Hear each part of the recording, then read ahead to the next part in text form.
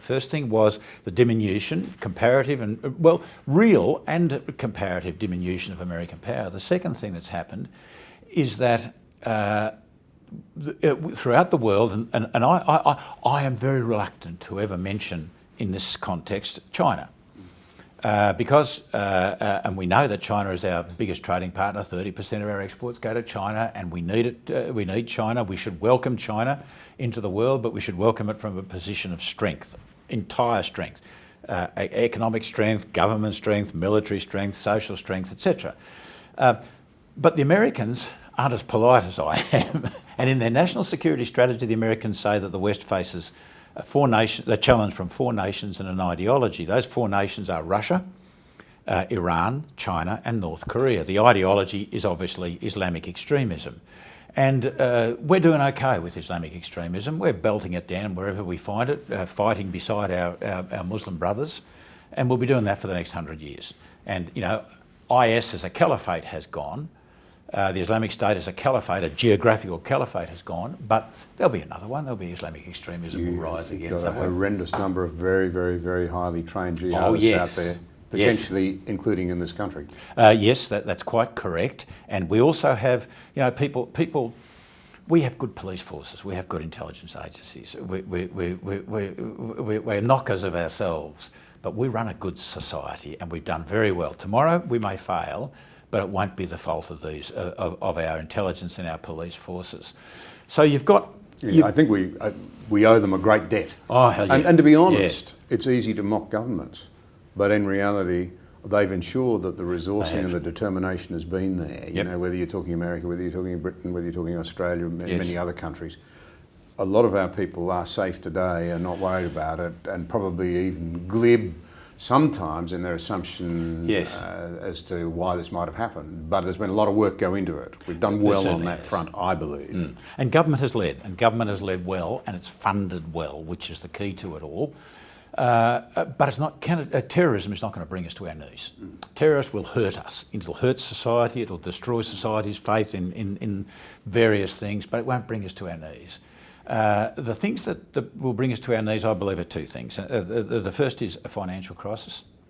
Second thing is these 4 nations that we talk about, and a conventional war. And you go back through history, and there has never been a situation where one war has broken out, almost never, and we fight that one war and we win the fight. Somebody else sees the opportunity. Absolutely, someone says to make trouble. Exactly. Suppose something happened in the Baltic. The Iranians might say, "Well, wouldn't this be a good time to do something in the Gulf?" And I don't like going into scenarios because people can always challenge scenarios. That's going into scenarios are the job of the intelligence and the contingency planners in defence. They go into the deep scenarios and they plan how we should react, or I hope they are planning how we should react. So you've got a financial crisis, which could be our fault. It could come to us in some way that it's come to us before, but be worse. It could then lead into the weakening of the Western world, and that might be the thing that provokes a military crisis. So there is evil in the world, and we should never forget that. You don't want to be paranoid about it, and the aim of governments and the aim of the military is the vast majority of Australians should never have to concern themselves with this. But my view is that it is prudent in the extreme to be preparing for a big challenge in the future. I'm going to pick you up there because you're kinder than me. You say that governments and the right authorities and so forth charged with these responsibilities should look after these things so we don't have to worry about them. I actually think in a democracy like ours, there's a real problem. Greg Sheridan's talked about a defect in our national character. Yeah.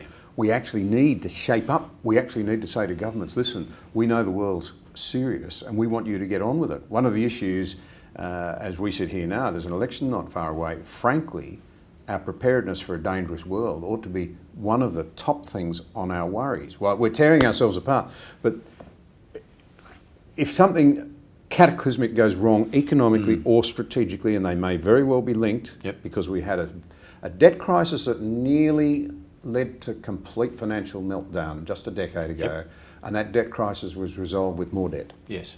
It's a very unstable situation. Australia's relatively strong in that sense.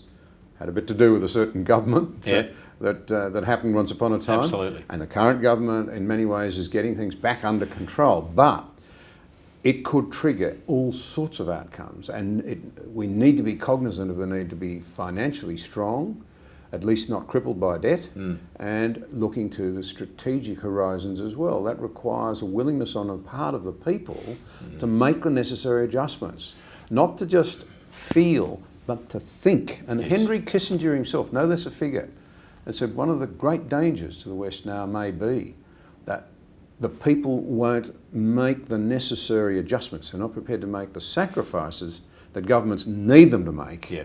in the face of these dangers. Yes, and I think that one way of achieving that is for government to take seriously a national security strategy.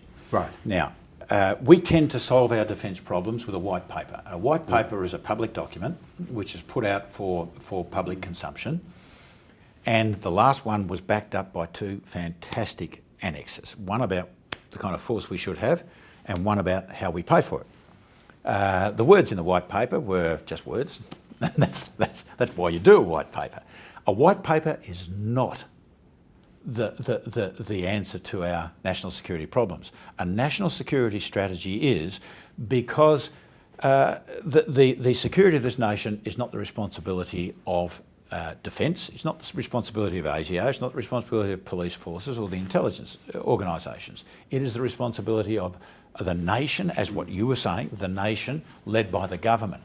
Problem we face is that the biggest challenge we face at the moment is uncertainty. And I have a degree of confidence that if the threat is obvious enough and is facing us enough, and the people can see it, we will rally around and we'll do the right thing, what we would expect Australians to do.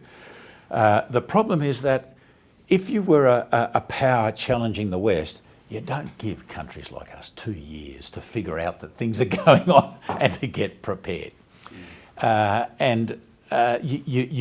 You work from the inside and you convince countries that there's nothing to worry about, it's all going along quite well. And one of the things that Malcolm Turnbull and I agreed on was that the greatest threat to this nation is what we call Finlandisation.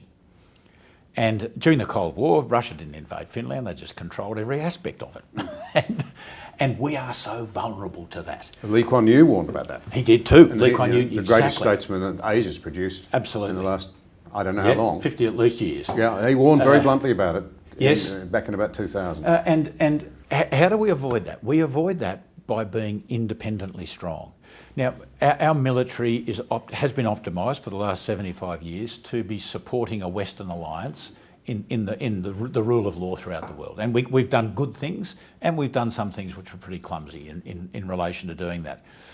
Now we've got to change. We've got to say to ourselves, we can be a very, very good ally, the best ally, by being able to independently produce military forces which match the threat that is towards this country. And I still think that our thinking is far too much on the basis that all we need is forces to send a small force to the Middle East to work with the Americans or go to Marawi to assist the Philippines. The military is getting on with this, but I'm not too sure that our energy resilience is getting on with it, our ability to manage our harbours, our liquid fuels are getting on with it. I'm not too sure whether we're doing what you were inferring before, that is bringing the population along with us. I'm not too sure that a modern conflict can be managed by the National Security Committee of Cabinet. There is probably a much more sophisticated way of running modern wars. Now, the military is roaring along and doing as much as it can do. There's been a substantial injection of funding and a lot of new hardware coming through. There has, but yes, and this government has done more since Howard's time. Howard realised that we need to build the military up. He was doing a magnificent job. We then struck the Rudd years, and down we went. But a lot's changed. Yes. Obviously, I was part of that administration. Yes. But as you said, it's changed dramatically since 2016, yes, let alone since 2007. And we keep saying that we're putting $200 billion into defence.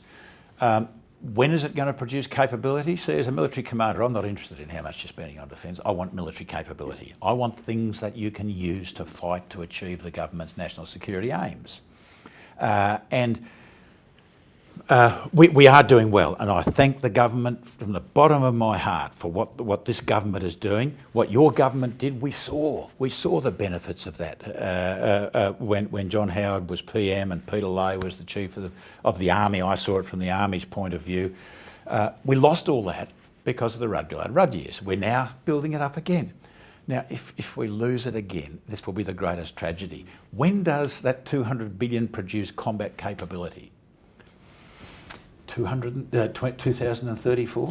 2054? We'll come to this in a minute. It's a very, very important point. Yeah. But let's just tease out, I think, what I hear you saying. You talked about the white paper and the annexes that went with it.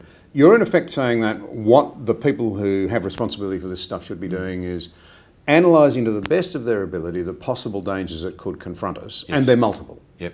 I mean, in a very complex world. Who knows who might start what? Yes. You know, it could be the superpower of the day having a miscalculation with a rising superpower, but it could be any one of those other trouble spots. Yep. That suddenly sparks something. Yes. We don't know, but we need people who will carefully analyse that. And then surely the key then for governments is to pick up on advice on how to prepare for the most likely of those scenarios. Is that the way you see it working? I think I'd go slightly different. I'd say that in the past, what has driven our Defence Force has been the availability of money. We know that we've got to provide forces because our national security strategy, implied though it was that if we support the Americans now, the Americans will support us in the future. Well, that's worked brilliantly so far. Never failed. But for the reasons you've outlined. Yeah, it hasn't really been tested on the other side, the Americans coming to our aid. But it won't work anymore. Because the Americans will not regain their strength until 2034 at the earliest, and probably not until 2050. Thank you for watching this episode. If you value vital conversations like this one, please like, share, subscribe, and join the conversation.